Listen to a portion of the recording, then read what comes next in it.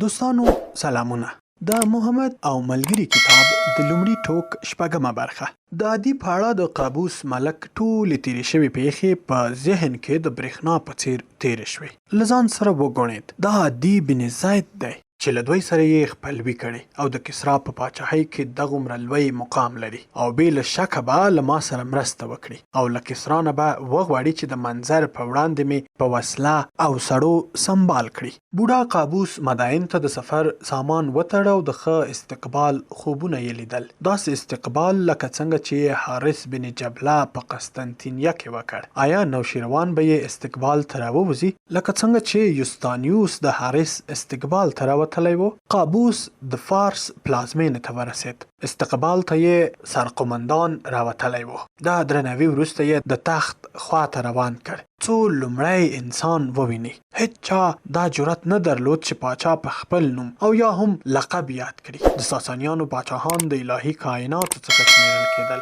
د تخت دروازه خلاصه شوه. ساتونکي په لوړ غږ وویل: محترم ملک د هیرا ملک ولاړ دی. قابوس د ماڼۍ له ساتونکو سره ورننوت. نوشیروان په خپل تخت ناست و. د سرو تاج یې په سر کړی و چې په بیلابیلو قیمتي ډبرو ښکلی شوی و.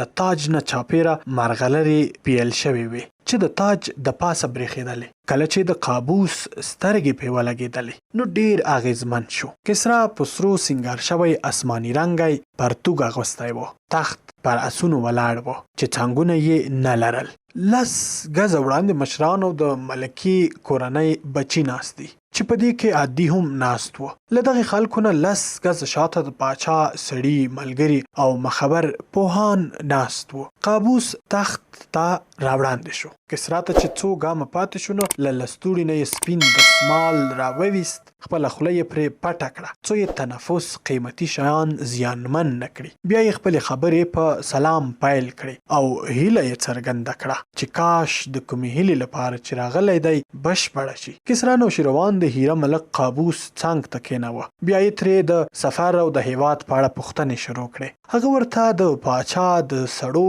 ډېره ستاینه وکړه چې په ټوله لاره یې د درناوی کړی دی او غوښتنه یې ترې وکړه چې د شام په وړاندې باید غښتلی لښکر ولري. د هرې جملې په سر او پای کې به یې ویل: الله دې تلپاتې لره او یا الله دې ستا سپېڅلې هیلې پوره کړي. څو نوشیروان پاچا ځان ته متوجه کړي. کسرا او قابوس په ګډه د پاچاهۍ دسترخوان ته روان شول. د پاچا ښی اړخ ته د سرو یوه چوکۍ او کیڼ او شاته د سرو 2 چوکۍ ایښودل شوې وې. له دغه 3 چوکیو څخه یوه د چین پاچا ته ځانګړې شوې وه، دوهمه د روم پاچا ته او دریمه د خزرج پاچا ته. کله چې به دوی د کسرا خواته راتلل نو بیا به په دغو چوکیو کېناستل. خو کسرا قابوس خپل ښی اړخ ته کېنوه او ډېر درناوی یې ورکړ. د تخت مخامخ د سرو په ایښودل شوې چوکۍ بزرګ فرماندار کېناست. د هغه نه لاندې چوکۍ لویانو او قومندانانو ته ځانګړې شوې وې. کسرا د قابوس د اکرام په خاطر د ښکار امر وکړ. د ماڼۍ ځانګړي ساتونکي تیار شول او د ښکار لپاره یې هم اسونه او سپرلۍ چمتو کړي. دا چې اسونه باید میتیازې او خوشایان ونه کړي. نو امر یې کړی و چې خواړه ور نه کړي ځکه چې سبا ته به د پاچا سره په ښکار وځي. له پاچا سره په سفر باندې ملګرتیا کومه وړه خبره نه وه.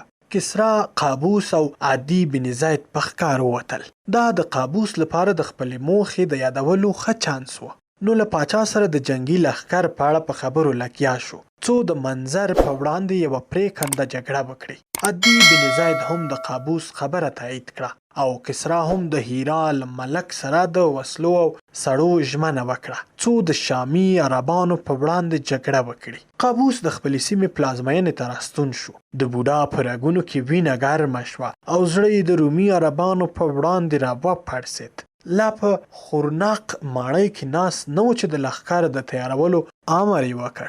عربان د عربانو د وینو تویولو لپاره چمتووالی نیسي. آیا کوم هوښیار سړی نشته چې د الله په خاطر دوی د یوه بیرغ لاندې راټول کړي؟